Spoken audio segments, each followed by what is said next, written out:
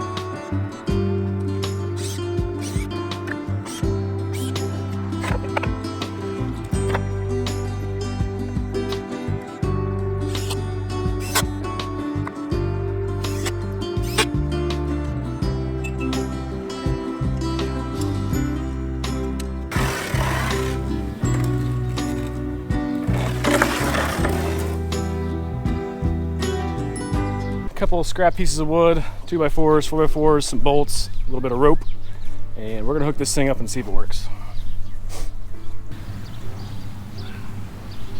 Daddy, can I go on the sand? Nope.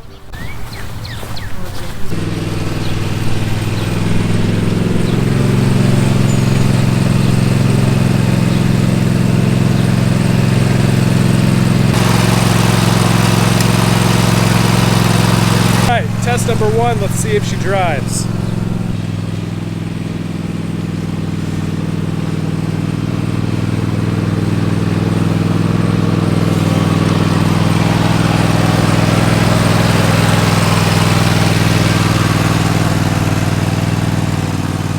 It drove pretty well, looked pretty smooth. I don't think it did any damage. All right, no damage to the turf. We're good. Let's test some sand out. I've got 2 piles of sand, and we're gonna go over them and see if it actually levels them out.